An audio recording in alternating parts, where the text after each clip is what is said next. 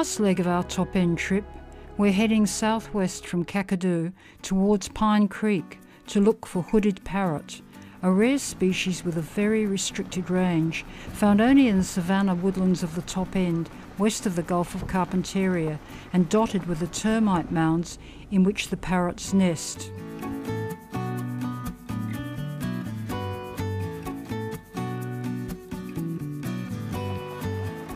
Nearby Copperfield Dam is a good early morning drinking spot.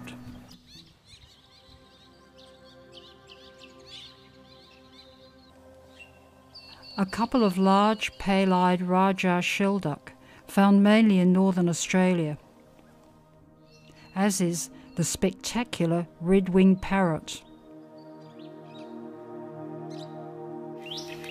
Common in wooded habitats across the top end, paperbark flycatcher is the smaller relative of restless flycatcher, which occurs in the southeast regions of Australia. A flock of cockatiels has come in to drink. They're near the northern limit of their distribution here, as they prefer dry habitats. Gregarious and noisy in flight, they settle for only the briefest moment to drink. The sexes are distinguished by the male's prominent orange cheek patch. Yes, our first glimpse of hooded parrot, in typical upright perching posture, a male with a black hood.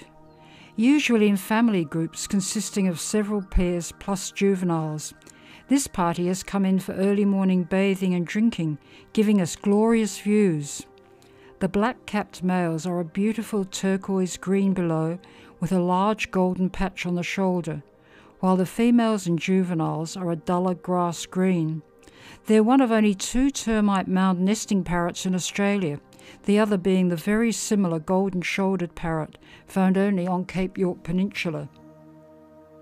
We're delighted to see northern rosella again, only our second sighting for the trip of this sparsely spread, colourful species.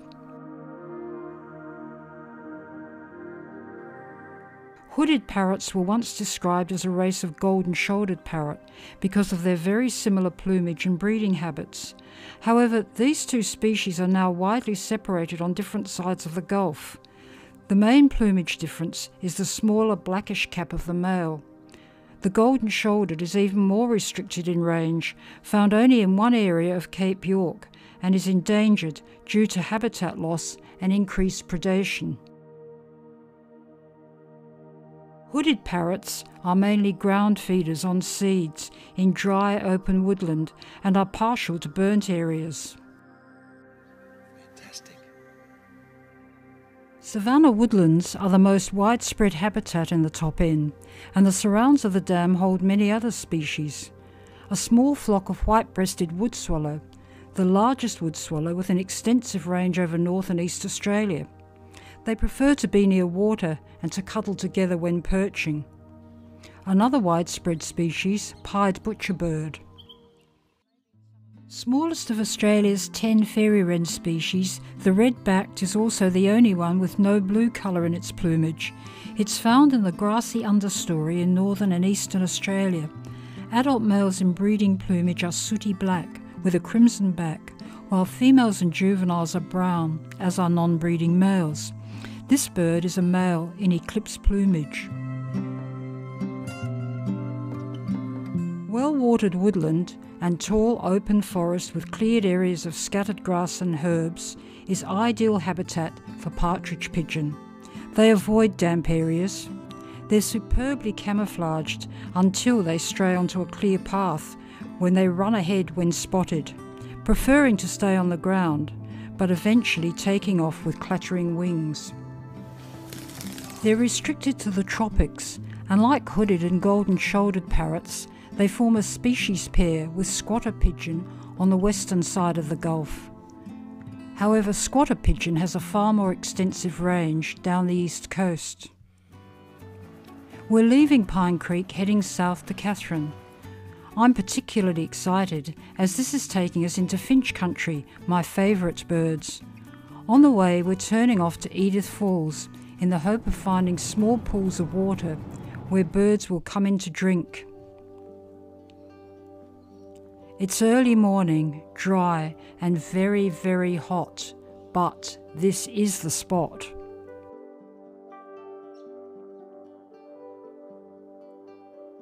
We wait, blanketed in stifling heat, hardly daring to move, as the finches fly down from their perches.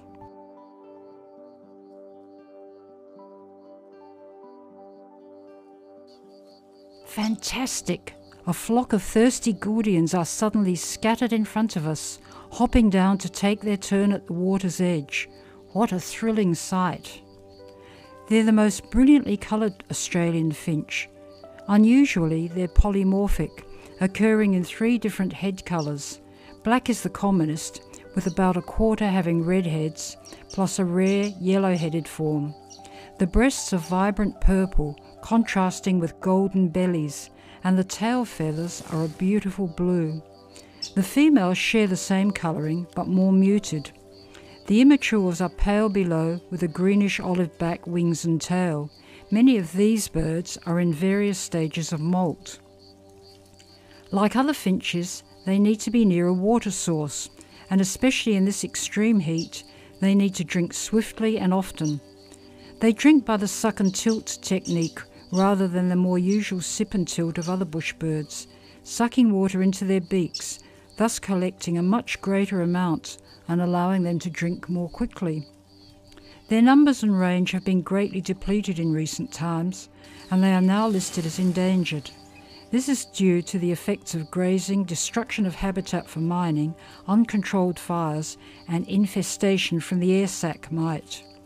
Added to these is that, over many years, their sheer beauty has been their downfall through constant illegal trapping. They're the only Australian grass finch to nest in small tree cavities, which may be shared by several pairs. They form strong pair bonds like most grass finches. Any nest lining is cursory, with only a few grasses or feathers, if anything. 2 or 3 broods may be raised in a season. During breeding, their diet is mainly insectivorous, while at other times they are seed eaters. Just checking you're not missing this, Greg.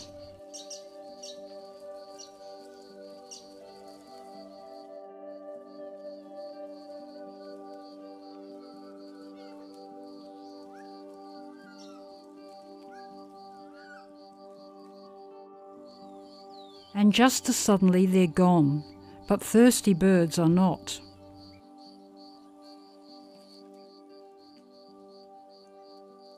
More finches, masked finch with a yellow beak, and the elegant long-tailed finch. The pandanus too is alive with flashes of vivid red. Crimson finches, largest, most insectivorous and least sociable of the grass finches. The larger peaceful and smaller diamond dove approach together. Pigeons and doves are the only birds who can drink without raising their heads to swallow, much like using a straw.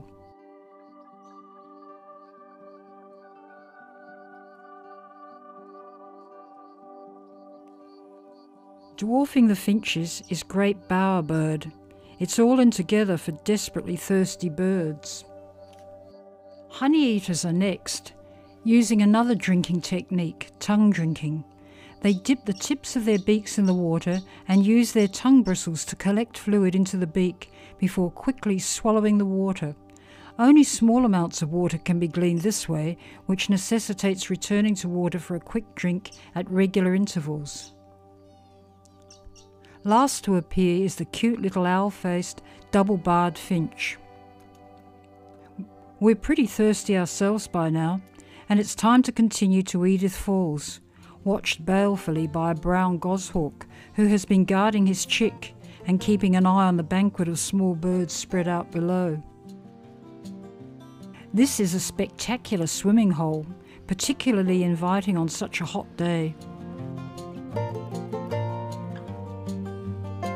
Stunningly vivid red-collared lorikeets are the top-end equivalent of the equally common and colourful rainbow lorikeet, and just as noisy and gregarious. Surely vying with grey honeyeater for the title of most nondescript Aussie honeyeater is dusky honeyeater.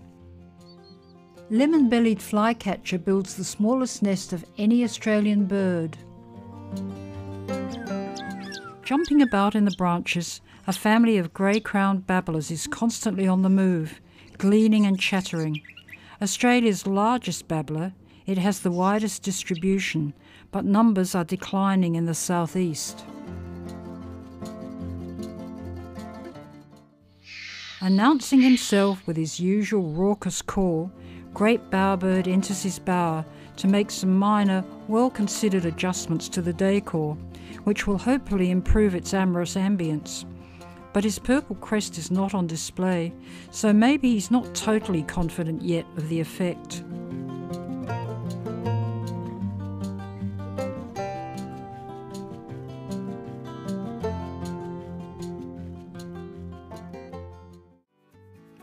Heading further south on the Stuart Highway, we cross the Catherine River, a tributary of the Daly River. The town itself has suffered 2 disastrous floods in the past 25 years. Nearby Nitmillock National Park contains 13 spectacular sandstone gorges and plenty of wildlife. Opossum birds are mainly ground feeders, always in groups, breeding units of around 10 birds. Agile wallaby is the most common wallaby in northern Australia and prefers to be always near water.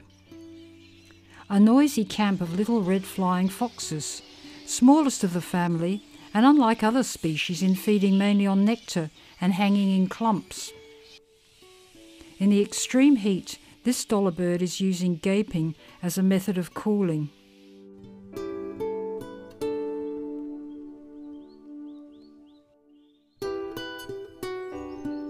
An active forager, Arafura fantail is closely related to Rufous fantail, but is found only in northern Australia along the coast and inland rivers, and has a longer tail with white tips. Entering his impressive avenue bower, this great bowerbird is giving us just a glimpse of his pink crest, which would be fully found out if only we were a female bowerbird. Blue-winged kookaburras are perched above, the female with a barred brown tail, distinguishing her from the blue-tailed male.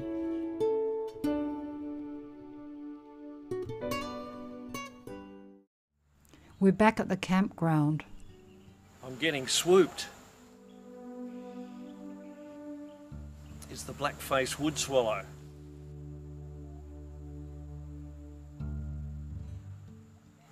I can see why. Its fledgling is clinging to the trunk over there.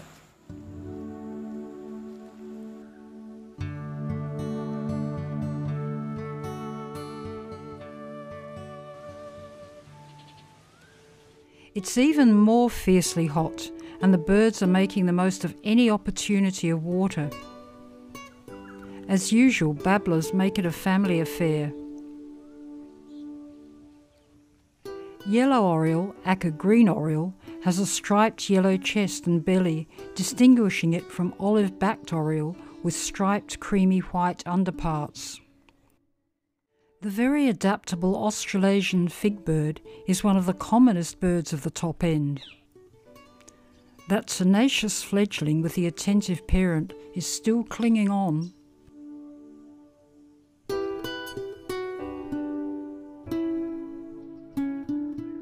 Rufous-throated honeyeater is widespread across northern tropical Australia. The omnivorous blue-faced honeyeater is one of the largest of Australia's extensive honeyeater family. The adult has a blue skin patch around the eye, while the juvenile is green. These birds are making the most of any moisture left in fallen mangoes, while the steadfast wood swallow is keeping its tough little chick alive. It's still clinging there next morning as we head south and turn east along the Arnhem Highway and seemingly endless savannah. We have to wade in to find the birds.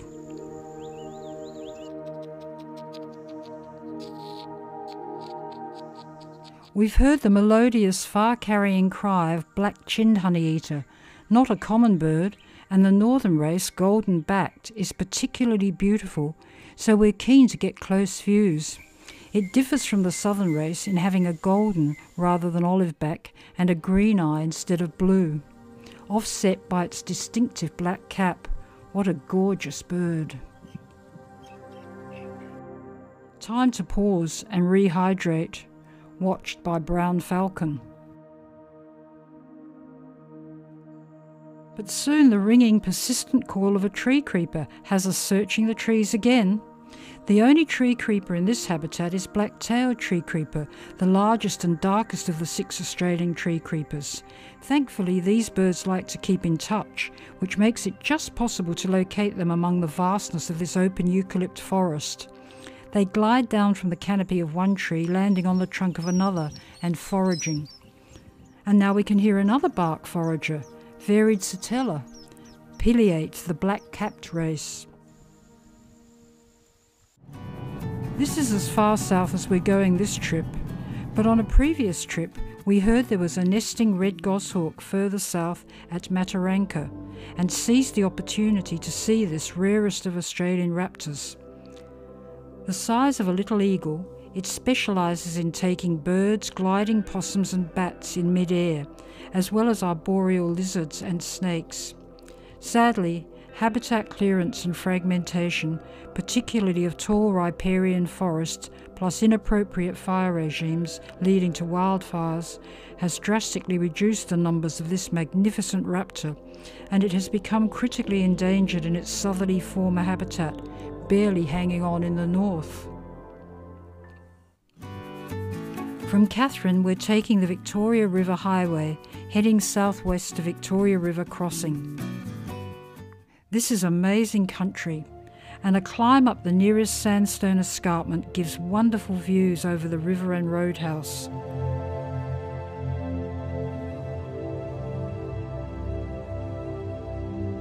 But we're keen to get down by the river among the pandanus and cane grass to find one of our most wanted species, purple-crowned fairy wren.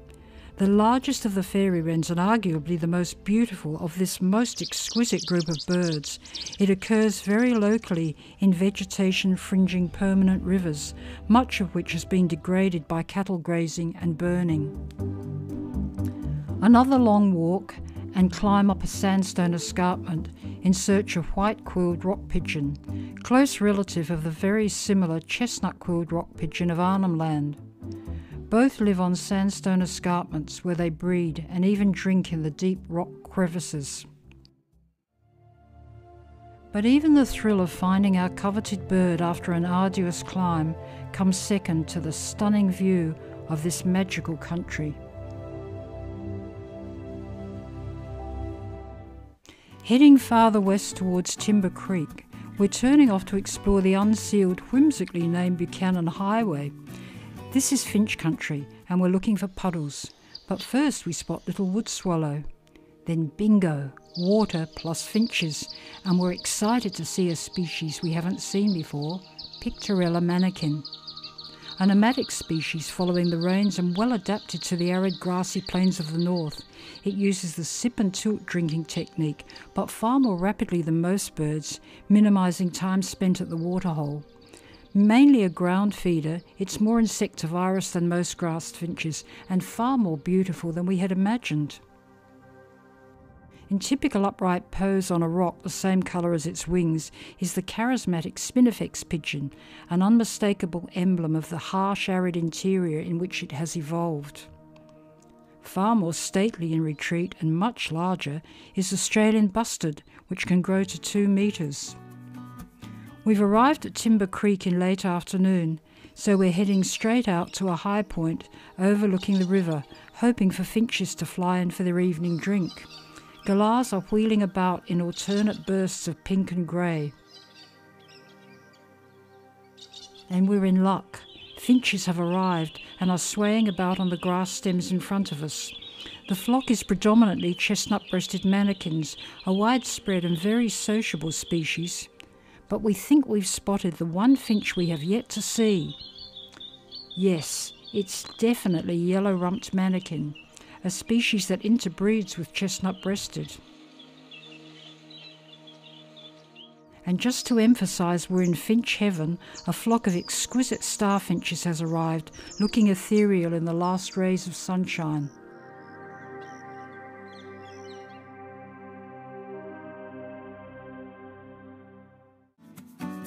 Leaving Timber Creek next morning, we stop for another look over the Victoria River. To South Aussies, these mighty northern rivers are hugely impressive, and we've spotted yellow-tinted honeyeater, a blossom nomad of northern Australia. Back on the highway, driving southwest, bulging boab trees indicate that we're even farther into the Kimberley and nearing the border with Western Australia. Just off the highway is Keep River National Park, part of the Keep River Important Bird Area for its conservation value to Gordian finches. There are a number of different habitats, striking sandstone formations and water sources. There's the call of paperbark flycatcher. And a couple of raptors are perched, overlooking the river.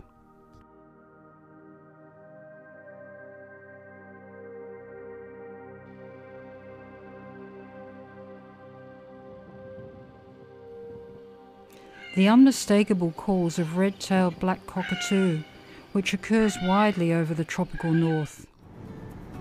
We've crossed the border into Western Australia, over the Ord River to Kununurra and our lakeside cabin.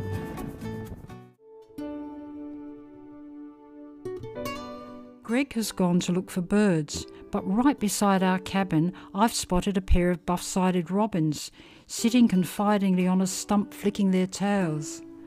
Now that's easy birding for an uncommon quiet bird, which is often in inaccessible habitat.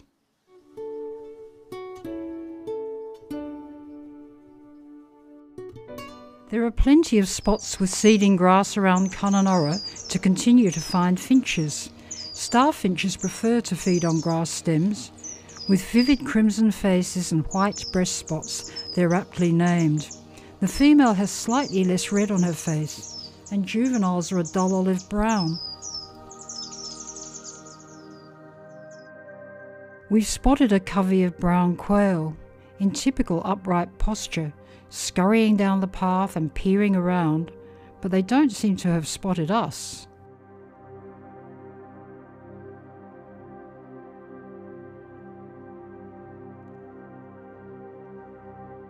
Whoops, they have now. We love this close northern relative of our familiar meadow argus of the south, such a velvety blue.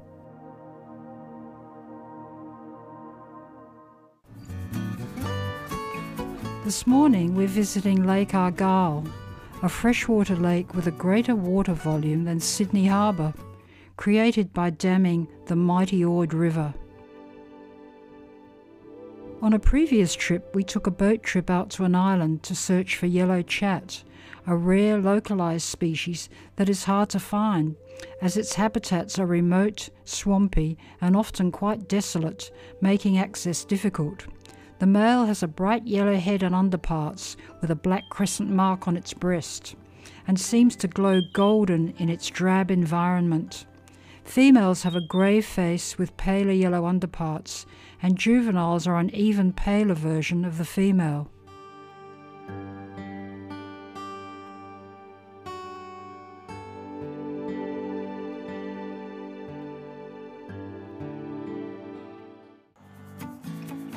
We drive north to Wyndham through thick smoke from a wildfire.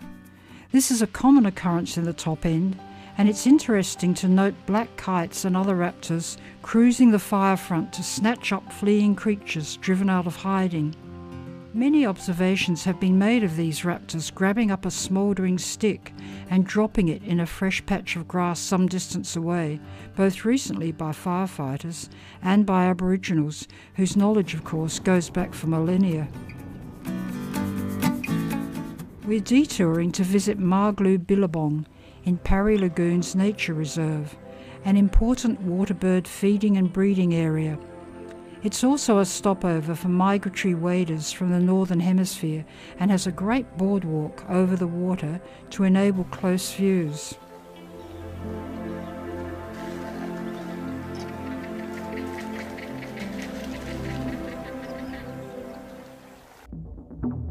At the end of the Great Northern Highway and of our top-end trip is the historic port town of Wyndham, and what better place to end the trip than among Gouldian finches.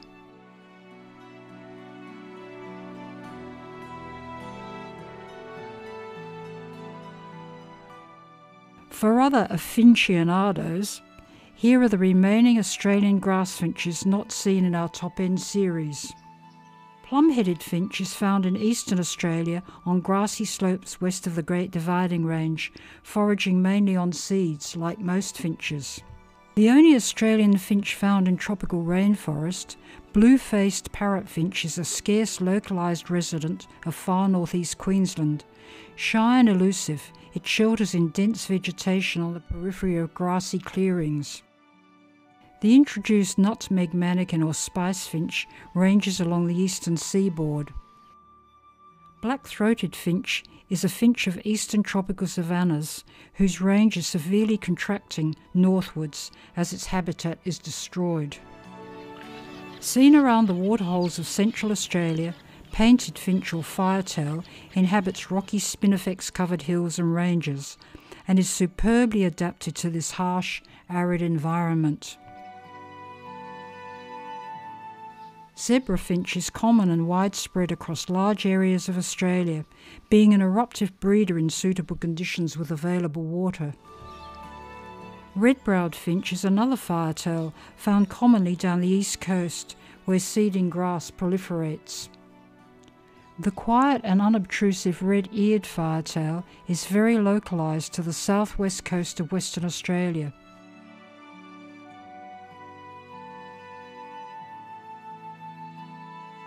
Beautiful firetail is very similar in appearance and habits, but has a wider distribution around coastal southeast Australia and is also the only finch in Tasmania.